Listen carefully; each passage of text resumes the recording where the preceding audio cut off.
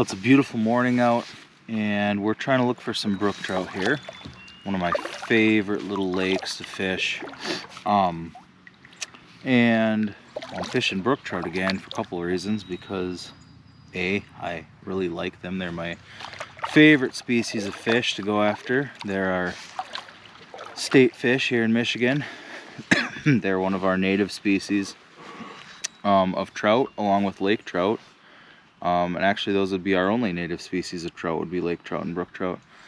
I really do like rainbows and browns, and so later in the summer it starts getting a little warmer, and these brook trout waters start getting a little too warm, you know, to easily find fish and to be able to safely release small fish that you're not planning to keep. I'll switch over and be fishing for some brown trout and splake as well. So, and of course, hopefully get out on some brook trout streams this summer as well. So right now, water levels on rivers and streams are still really high. Some of the really small tributaries are okay, and actually later today I'm hoping to go with Miss I over to one of those little tributaries and maybe have her catch her first brook trout. So we'll see how the day goes. But anyway, that's my game plan, is to kind of focus in on these little brook trout lakes that I love to fish in the late part of the spring, early part of the summer here, while the fishing is still good and while the water is still cold and safe for catch and release for anything that you aren't planning to keep, and then switch over to other species later in the summer. And hoping to get some bluegill fishing in this summer too. That's always a great time when the bluegill are getting ready to spawn. And I would imagine there'd be a little bit of walleye fishing mixed in too, pike. But for now, this is approaching one of my favorite times of year. You can even hear in the background right now, there's just all kinds of songbirds. The spring peepers have been out at night, most nights at least. And we're getting to that point of the year when the days are really long. Sunrise is pretty early, and it's almost summer. So right now I'm just throwing a spinner. This is a blue fox, size 1. This is the one that I did really well with on the trout opener a few weeks ago. It's got kind of a silver and orange blade on the front, and then the back of the blade is chartreuse. So it's got a nice mix of really bright flashy colors. Now this lake, I've never done much casting. I came here for the first time 2 years ago, and at the time I was pretty much only trolling. It was a new technique I learned, and I started catching some fish with it, so then I started doing it all the time. But I've been finding the last couple of years that it doesn't work as great in the really early or late parts of the season. So I'm trying to branch out and up my casting game, and that worked out really well for me during the opener. And actually a couple weeks ago I came to this lake for the first time this season with Mac, and he actually caught a really nice brook trout here, casting a little, kind of a little flutter spoon. So kind of just cruising along the shallow, more gradual shoreline here. casting this in, and I might need to size down for now. So I will probably try a few more casts with this one.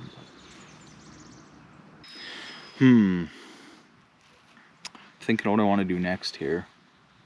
I don't know if it's worth setting up and trolling for a little bit.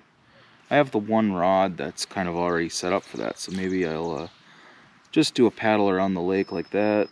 I haven't had any fish respond yet, so we'll give the trolling setup a go.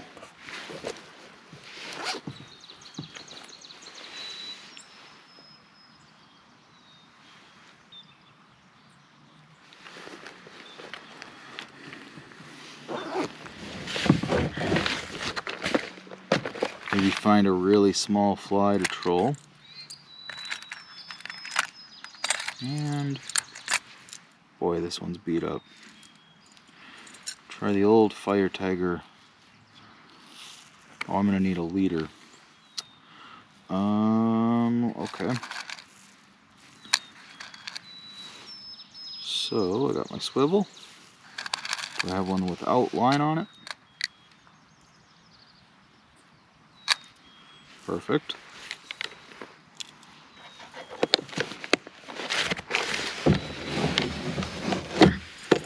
Okay, I got my wobbler, I got my swivel, I got my leader material right here, my fluorocarbon. Now this is Berkeley Vanish, and a lot of people have heard from don't really care for this stuff, but I still have a bunch of it, so I'm trying to use it up. It hasn't been that bad for me, especially the really lightweight stuff. The 4-pound has been just fine. I think the complaints are that with some of the heavier line, it has what's the word I'm looking for? Is it memory? Is that what it's called? Where the line kind of, like, if it kinks a certain way, it kind of retains that shape.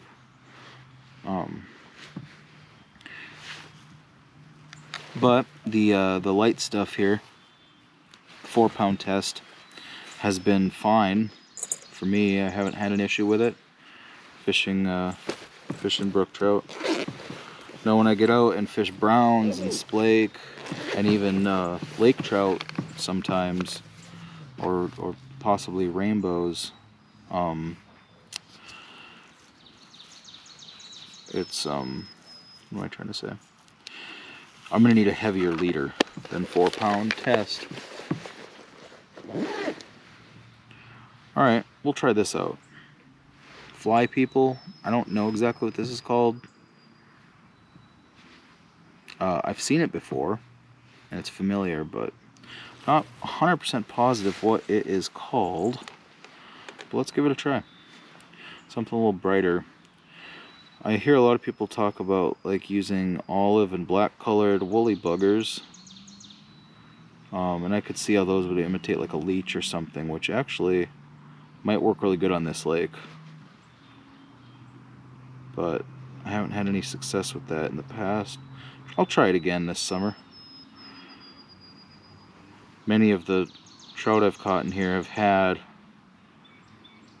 leeches in their stomachs, so it definitely is a food source. All right, there we go. So I got my fly, and I got, what do we have, about 2.5 feet of leader here, and we're gonna run my Fire Tiger Lake Clear Wobbler.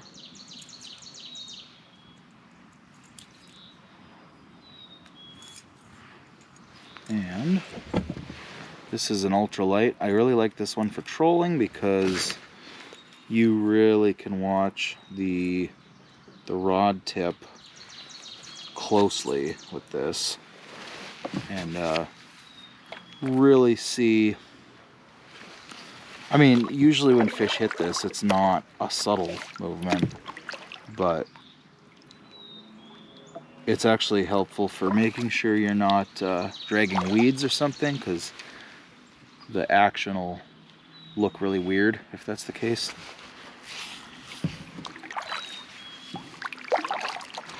Alright, so we're going to get out here a little bit. And we're going to troll for a little while and see what happens. Now again, I really have not had success trolling flies behind these.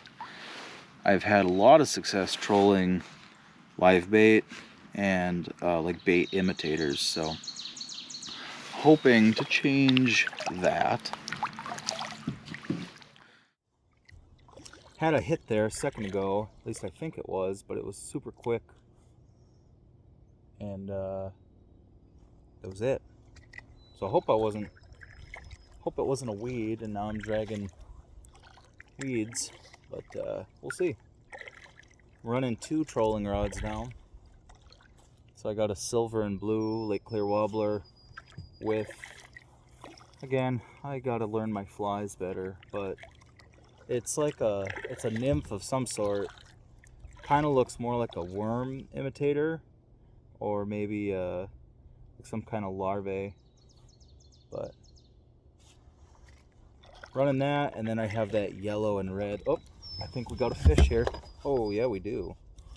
Oh boy. On whatever nymph this is. This is exciting. I've never been able to catch them on flies like this, so.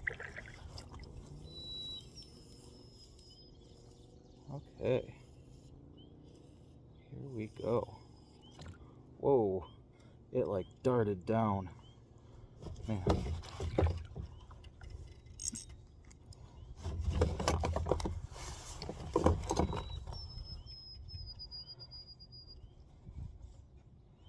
This might be a really big fish, I'm not sure.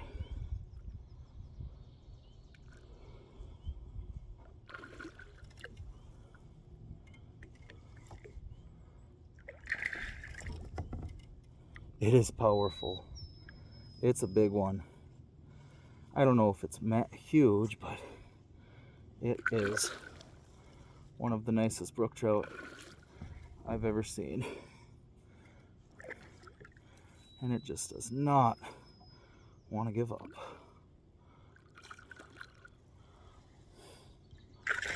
Oh boy.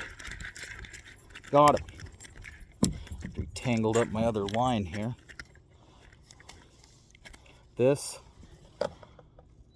is the biggest brook trout I've ever caught. It is fat, and wow. Wow. This is exciting. I'll get him on camera in a second here.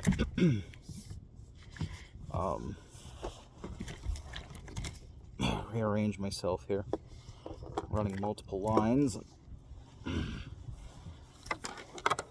Okay. This is an absolute tank. I don't know if he's going to be super long. I don't know if he's going to exceed lengthwise the biggest fish I've ever caught, but I'm going to guess weight-wise he has a belly that's just out of this world. What a tank. What an absolute bruiser. When I brought this fish up to the surface and it dove like that,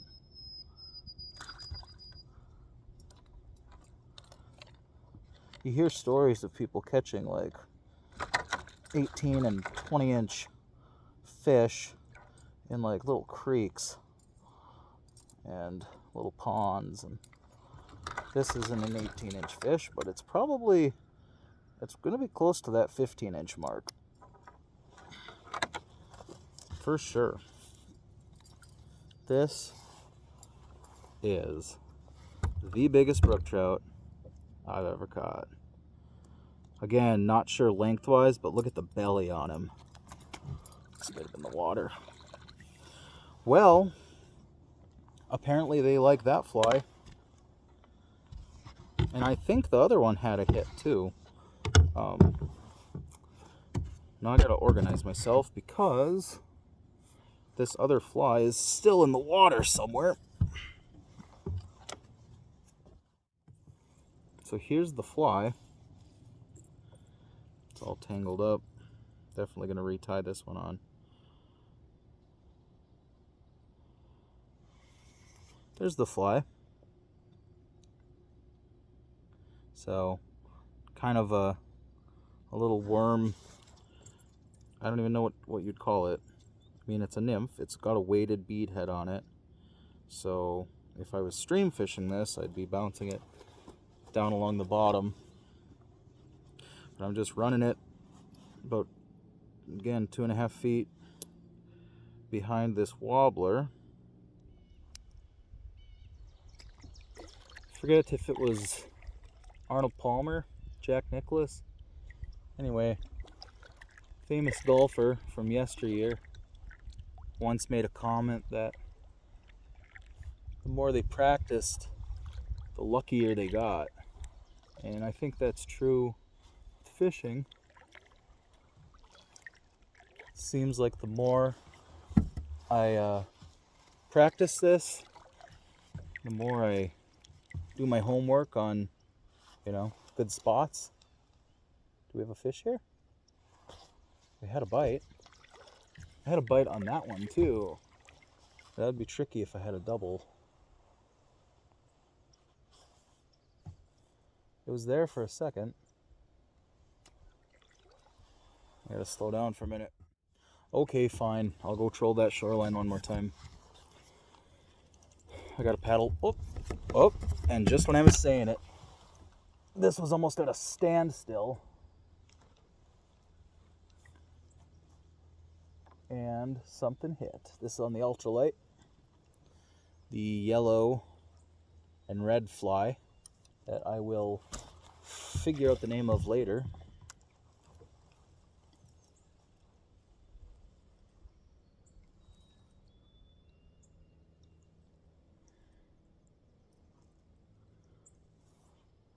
It's another really good one. Dang.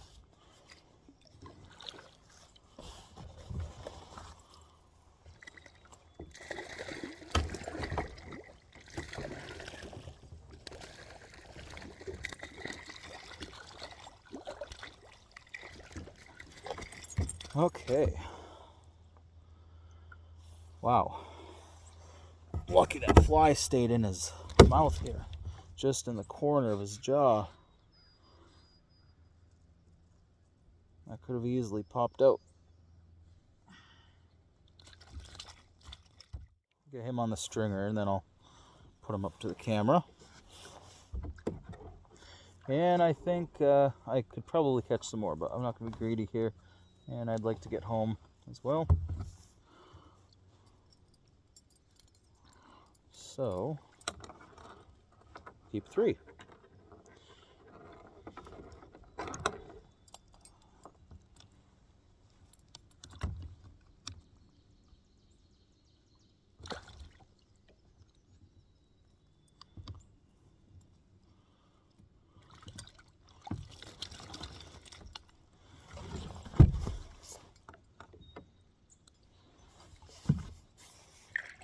Okay, there he is. Another nice, probably 13-inch class. Okay, but I still have this one out, so let's reel this in. Yeah, sometimes these wobblers, I notice I'll catch a fish or get a hit, like when I'm stopping basically, or turning. So it's those little things that